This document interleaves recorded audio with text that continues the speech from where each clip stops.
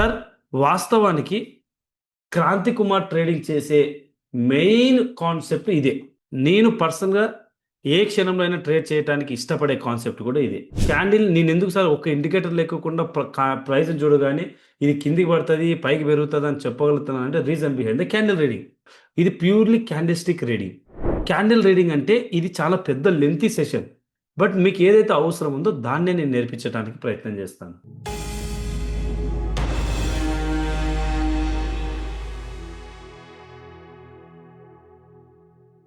Friends అందరికీ very good evening. Welcome to unique Telugu trader.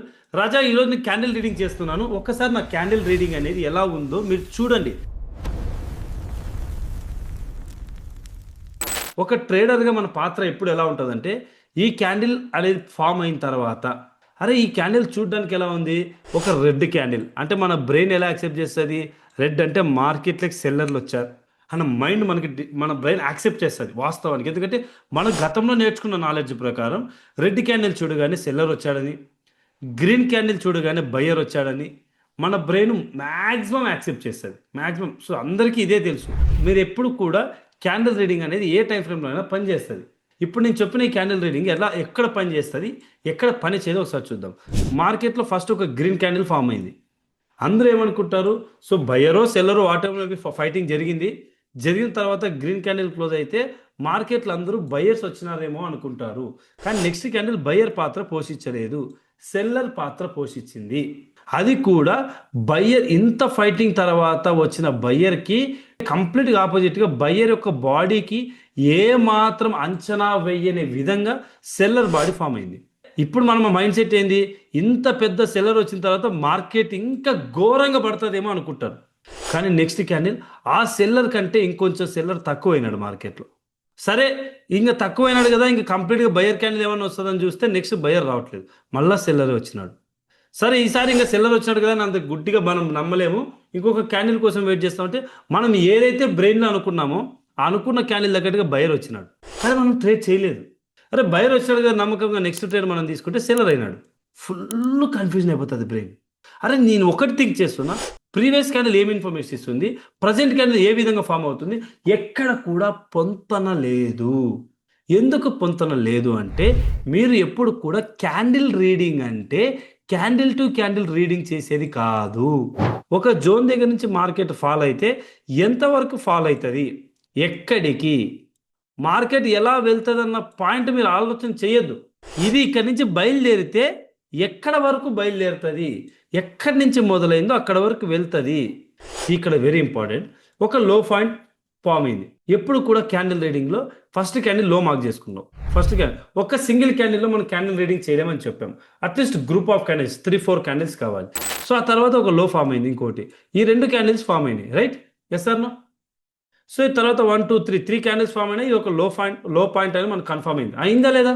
ఒకవేళ price దీన్ని బ్రేక్ చేస్తే కిందికి ఎంతవరకు వెళ్తుంది, లేదా ప్రైస్ ఇక్కడి నుంచి బౌన్స్ అయితే పైకి ఎంతవరకు వెళ్తుంది అన్న విషయం చాలా ఇంపార్టెంట్గా తెలియాలి. ఇక్కడ నుంచి ప్రైస్ బౌన్స్ అయితే ప్రైస్ ఎక్కడి వరకు వెళ్తుంది అంటే దీనికి ముందు ఉన్నటువంటి పాయింట్ దగ్గరికి వెళ్తుంది. వెళ్ళిందా? ఎగ్జాక్ట్గా కనిపిస్తుందా మీకు? ఈ లో పాయింట్కి ఫామ్ అవ్వటానికి గల కారణం ఎవడు? వీళ్ళిద్దరు తర్వాతనే మార్కెట్ ఈ లో పాయింట్ క్రియేట్ చేసింది. ఈ లో పాయింట్ దగ్గర నుంచి మళ్ళీ బౌన్స్ అయితే మధ్యలో ఎటువంటి రిస్ట్రిక్షన్స్ లేవు. ప్రైస్ ఎలా వెళ్తుంది అన్న క్వశ్చన్ నువ్వు పట్టించుకోవద్దు. నిదానంగా వెళ్తుందా, స్పీడ్గా వెళ్తుందా, పాయింట్ ఆఫ్ వ్యూ థింకింగ్ మానేసి ఎలా అయినా ఇక్కడికి వెళ్ళిందా లేదా అనేది ఇంపార్టెంట్. ప్రైస్ ఈ ఏరియాకి వెళ్ళే వరకు నీకు క్వశ్చన్ మార్కే పెట్టుకోవద్దు మళ్ళీ ఎలా ఉంటుంది అని. వన్స్ ఈ ప్రైస్ ఇక్కడ రీచ్ అయిన తర్వాత ఒకవేళ ఇక్కడి నుంచి మళ్ళీ మార్కెట్ పడితే ఎక్కడ వరకు పడుతుంది అని ఆలోచన చేయాలి. ఈ మార్కెట్ ఇక్కడ రైజ్ అవ్వడానికి ముందు క్రియేట్ చేసిన ఒక స్వింగ్ పాయింట్, పడితే ఎక్కడి వరకు పడుతుంది, మళ్ళీ ఈ ఏరియా నుండి ఇక్కడ వరకు పడుతుంది. మళ్ళీ ప్రైస్ ఇదే నిజంగానే సపోర్ట్ తీసుకుంటే అక్కడ సపోర్ట్ తీసుకుంటుందా తీసుకోదా అన్న విషయం మీకు కమింగ్ పాయింట్లో అర్థమవుతుంది.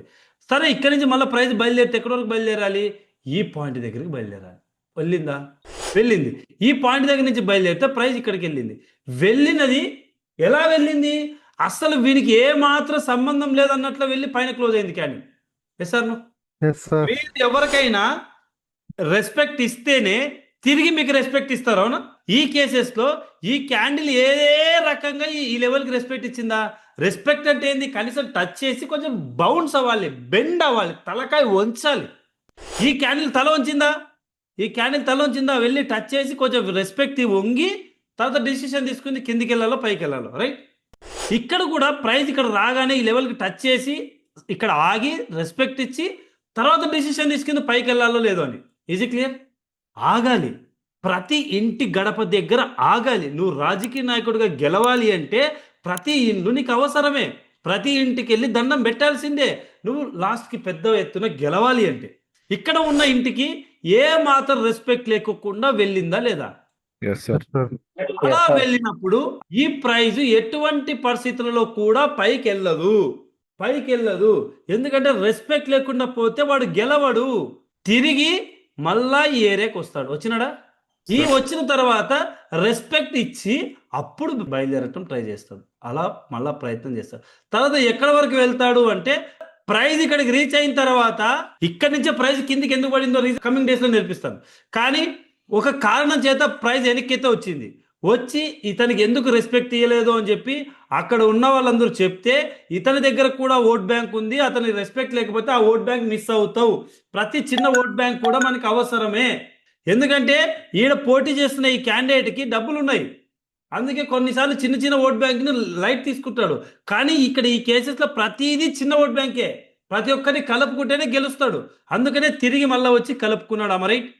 తర్వాత ఎక్కడి నుంచి అయితే వచ్చాడో మళ్ళీ అక్కడికి వెళ్ళి రెస్పెక్ట్ ఇచ్చాడా? రెస్పెక్ట్ ఇచ్చాడు. మళ్ళీ ఇక్కడ ఒక డిసిషన్ తీసుకున్నాడు. డిసిషన్ ఏం తీసుకున్నాడు? ఇక్కడ నుండి నేను పైకే వెళ్ళాలని డిసిషన్ తీసుకున్నాడు. ఈ డిసిషన్ తీసుకోవడానికి గల రీజన్స్ చాలా ఉంటాయి, ఫ్యాక్టర్స్. అవి కంప్లీట్గా మీకు మళ్ళీ నేర్పిస్తాను. తర్వాత ఏమైంది? డిసిషన్ తీసుకొని పైకి వెళ్ళిన తర్వాత ఇది కంటిన్యూగా పైకి వెళ్తూనే ఉంది. కానీ ఏ కారణమో తెలీదు ఇక్కడ ఇతనికి దక్కాల్సిన రెస్పెక్ట్ దక్కలేదు. ఏదో కనిపించేట రెస్పెక్ట్ దక్కిందని వీళ్ళు ఫీల్ అయ్యారు. కాబట్టి ఇది పెద్ద ఓట్ బ్యాంకు, ఈ ఓట్ బ్యాంక్ని మనం అస్సలు మిస్ అవ్వకూడదు. ఇతను కనిపించట్లేదు అంతే, ఇతను కనిపించట్లేదు. కొంచెం ముందుకెళ్ళిన తర్వాత ఇక్కడున్న పెద్దలందరూ కలిసి చెప్తున్నారు, అరే నువ్వు అసలైన పాయింట్ మర్చిపోతున్నావు, నీకు కావాల్సిన ఓట్ బ్యాంక్ అస్సలైనోడు అక్కడున్నాడు, వాడిని దగ్గర టైం ఏమన్నా స్పెండ్ చేసావా, రెస్పెక్ట్ ఇచ్చావా, వానికి ఏమన్నా తల ఉంచినావా లేదా అని ఇక్కడున్న పెద్దలందరూ కలిసి చెప్పితే ఇమ్మీడియట్గా తెలుసుకున్న వ్యక్తి ఏం చేసినాడు? అమ్మర బాబాయ్ ఇంత పెద్ద ఓట్ బ్యాంక్ నేను ఎట్లా వదులుకుంటానని చెప్పి స్పీడ్గా వచ్చినాడా? ఇవ్వాల్సిన రెస్పెక్ట్ కంటే ఎక్కువ రెస్పెక్ట్ ఇచ్చి తన దగ్గర ఉన్న ఓట్ బ్యాంక్ పవర్ని ఇక్కడ చూసినాడు. Is clear? ఈ రోజు క్యాండిల్ రీడింగ్ లో మీరు మొట్టమొదటిగా నేర్చుకునేది బిగ్ ఓట్ బ్యాంక్ ఎక్కడా. ఇది కాన్సెప్ట్ చాలా పెద్ద కాన్సెప్ట్, 1 days లో చెప్పడం కుదరదు. మీకు తెలియాల్సిన విషయం ఏంటంటే బిగ్ ఓట్ బ్యాంక్ ఎక్కడ ఉంది అనే విషయం తెలియాలి. దీనికి ఇక్కడ సిచ్యువేషన్ మీకు ఏం నేర్పిస్తుంది? బిగ్ ఓట్ బ్యాంక్ అని చెప్పి మనం చూడగానే కన్ఫర్మ్ చేస్తాం దానికి ముందున్న ర్యాలీని బట్టి. తర్వాత తనకి రెస్పెక్ట్ ఇవ్వటం అనేది జరుగుతుంది. ఇచ్చినట్లు రెస్పెక్ట్ జరిగింది. కానీ బ్రేక్అవుట్ జరిగిపోతే అరే ఇది బ్రేక్అవుట్ చేసిన తర్వాత ఇంత పెద్ద ర్యాలీని బ్రేక్అవుట్ చేసిన తర్వాత ఆ ర్యాలీ హెవీ రేంజ్లో కొనసాగాలి, కానీ అలా కొనసాగలేదు ఇక్కడ. అవునా? కొనసాగిందా? అలా కొనసాగకుండా వీళ్ళంతా డిస్కషన్ చేస్తూ ఉంటే అప్పుడే confirm this price coming to next level, market follow అవుతున్నట్టు అందరు నమ్మించడానికి వస్తుంది. Easy clear? వస్తుందా? ఇలా వచ్చిన మొట్టమొదటి క్యాండిల్ యొక్క హై లోస్ మార్క్ చేసుకుంటాం ఎంట్రీ తీసుకోవటానికి. ఈ కేసెస్లో అది బ్రేక్అవుట్ అవ్వలేదు, అక్కడే రెస్పెక్ట్ జరగాలి. అలా జరుపుకోకుండా ఇంకొక రెడ్ క్యాండిల్ ఫామ్ అయింది, సెల్లర్. సో బయ్యర్ని నమ్మం, ఇక్కడ సెల్లర్ని నమ్ముతాం. ఆ తర్వాత వచ్చిన రిజల్ట్ నెక్స్ట్ లెవెల్ ఉంటుంది, మార్కెట్లో నెక్స్ట్ లెవెల్ ఉంటుంది. ఇలా బిగ్ ఓట్ బ్యాంక్ని కనుక్కోవడం మన పాత్ర. అర్థమైందా రాజా? సమ్ జర్నీ జరుగుతుంది మార్కెట్లో, జరిగిన తర్వాతనే సంఘటన మనం తెలుసుకోవాలి. అట్లా మనం కనీసం కొన్ని డేస్ చెక్ చేయాలి. దీని వెనక లాజిక్ ఏంటి మీకు షార్ట్ కట్లో నేర్పిస్తాను. ఏదో ఒక స్వింగ్, స్మాల్ స్వింగో పెద్ద స్వింగో, అది బ్రేక్అవుట్ జరగాలి. ప్రైజ్ స్పీడ్గా వెళ్ళకూడదు, స్లోగా వెళ్ళాలి. ఫస్ట్ కండిషన్, ఓకేనా? సడన్ గా స్పీడ్గా రావాలి. మనం ఏ జోన్ అయితే బ్రేక్అవుట్ చేసిందో ఆ జోన్ టచ్ చేయాలి. టచ్ చేసిన జోన్ దగ్గర నుంచి మనం అటాక్ చేయడం మొదలు పెడితే ఆ ర్యాలీ ఉంటుంది. Easy clear? సో ప్రతి చోట చెక్ చేయాలి. Can I check it here? ఒక స్వింగ్ ఉంది, కానీ కనిపించట రెస్పెక్ట్ ఇచ్చింది, రైట్? తర్వాత పైకి వెళ్ళింది. అక్కడున్న పెద్దలందరూ చెప్తున్నారు, అరే అసలైన ఓట్ బ్యాంక్ నువ్వు మిస్ అవుతున్నావురా, వాడిని పట్టుకోకపోతే నువ్వు గెలవటం కష్టం అని చెప్పిన వెంటనే భయంతో స్పీడ్గా వచ్చినాడా? వచ్చినట్టు. ఇక్కడ నుంచి ఒకవేళ పెద్ద క్యాండిల్ రెడ్ క్యాండిల్ అయితే అక్కడ ఉన్నటువంటి నెక్స్ట్ గ్రీన్ క్యాండిల్ చిన్న క్యాండిల్ మనం పట్టుకుంటే ఉన్న దాంట్లో బెస్ట్ రివార్డ్ మనం చూస్తాం మార్కెట్లో. అర్థమైందా రాజా?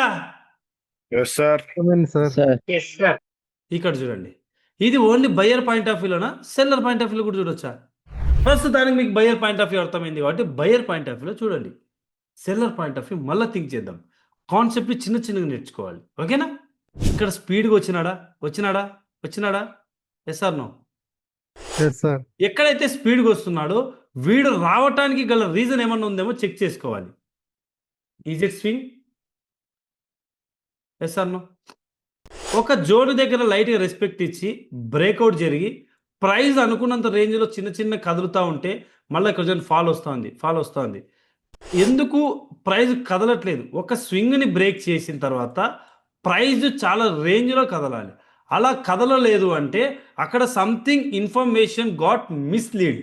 Is it clear? ఆ మిస్లీడ్ని కరెక్షన్ చేసుకోవటానికి మార్కెట్ తిరిగి వస్తుంది. అలా వచ్చినప్పుడు రెస్పెక్ట్ కంపల్సరీ ఇవ్వాలి. ఇచ్చినాడా?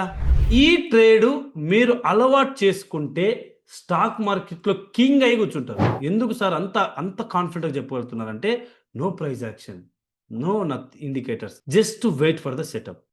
యాక్చువల్గా మీరు ఇంకొక పాయింట్ కూడా ఇక్కడ నోట్ డౌన్ చేసుకోవాలి. ఏదైతే స్వింగ్ ఫామ్ అవుతుందో ఆ స్వింగ్కి ముందే అదొక బయింగ్ ట్రెండ్ ఉండాలి. ఆ బయింగ్ ట్రెండ్ ఎప్పుడు కూడా చాలా హెల్తీగా ఉండాలి. Is it clear? Yes sir. ఆ కండిషన్స్లో అదొక స్వింగ్కి కొంచెం రెస్పెక్ట్ ఇచ్చి తర్వాత ప్రైస్ పైకి వెళ్ళడం జరిగింది. వెళ్ళిన తర్వాత ప్రైస్ నెక్స్ట్ లెవెల్లో వెళ్ళాలి. కొంచెం వెళ్ళింది, మళ్ళీ సస్టైన్ అవుతుంది. ఇక్కడనే డిసిషన్ తీసేసుకున్నారు వీళ్ళు. అరే మనము అసలైన ఓట్ బ్యాంక్ని మిస్ అవుతున్నాం, అసలైన బయర్ని మిస్ అవుతున్నాం. వాడిని కలుపుకోకుండా పోతే మనకి పతనం తప్పదు అని ఎప్పుడైతే కన్ఫర్మేషన్ చేసుకుంటాడో, ఎప్పుడు కన్ఫర్మేషన్ ఇక్కడ చేసుకున్నాడు వాస్తవానికి చేసుకున్నా కూడా పొరపాటున కిందికి వచ్చేసి నిజంగానే నాలో అంత ఉడుకు రక్తం ఉంది కదా అని చెప్పి ఓట్ బ్యాంక్ వచ్చిందని ఉద్దేశంతో పైకి వెళ్తావంటే ఆల్రెడీ ఇక్కడ మొత్తుకుంటున్నాడు. అరే నువ్వు పోయిన రూట్ నేను ఇక్కడ కరెక్షన్ చెప్పిన దానికి దబ వెళ్ళి మళ్ళీ తిరిగి వస్తే మళ్ళీ ఈడేం చెప్పాడు? అరే నీకు దండం, నువ్వు అసలైన ఓట్ బ్యాంక్ వీడు కాదు, వీణు నమ్ముకొని పరిగెత్తితే నువ్వు గెలుస్తానని నీకు నమ్మకం ఉన్నప్పటికీ తీరా ఓట్ బ్యాంక్ మొత్తం అవుట్ అయిన తర్వాత నువ్వు గెలవు. అసలైన వాడు ఇంకోటి ఉన్నారు అంటే దీనికి ఇంకా నెక్స్ట్ అరే గుడ్డిగా నమ్మి అసలు వాడు ఈసారి నన్ను ఏమనుకుంటాడు అక్కడి వరకు వాని ఇంటి వరకు పోయి వానికి రెస్పెక్ట్ ఇవ్వకుండా నేను గెలుస్తానని చెప్పి ఓవర్ యాక్షన్ చేసి వచ్చినాను అంటే నాకు ఈసారి వాడు కోపంగా ఉంటాడేమో అని చెప్పి ఏ క్షణంలో వచ్చినాడా? ఇక్కడ కండిషన్ ఏంది? నువ్వు ఏదైతే స్వింగ్ అంటున్నావో ఆ స్వింగ్ యొక్క లోని ప్రైస్ బ్రేక్ చేయొద్దు. అలా జరిగిన సంఘటన తర్వాత you see the magic. Red కానీ లైన్ దగ్గర రెడ్ ఉండాలి. లైన్ దగ్గర ఉన్న రెడ్ ఇక్కడ చిన్నది మరీ చిన్నగా ఉంది. సో ఇది దీన్ని హై బ్రేక్ చేయలేదు, ఇది okay. Let's see the magic. ఎప్పుడు కూడా నిర్ణయాలు జరగటానికి సమయం తీసుకుంటుంది మార్కెట్. అర్థమైందా Raja? Yes sir. Yes or no? Yes sir. This is known as ఏం strategy? Big oat bank candle reading sir. Big oat bank. ఇదే మీకు కావాల్సిన మెయిన్ కాన్సెప్ట్ కూడా. మీరు హోంవర్క్ చేయండి 100 days, మీకు ఒక రిజల్ట్ తెలుస్తుంది. మీకు కొన్ని సిచ్యువేషన్లో అరే ఇక్కడ ఎలా హ్యాండిల్ చేయాలి అన్న క్వశ్చన్ మార్క్ వస్తుంది. స్క్రీన్ షాట్లతో డౌట్ సెషన్కి రావాలి. అర్థమైంది అందరికీ? Thank you so much. Love you. Take care. Bye.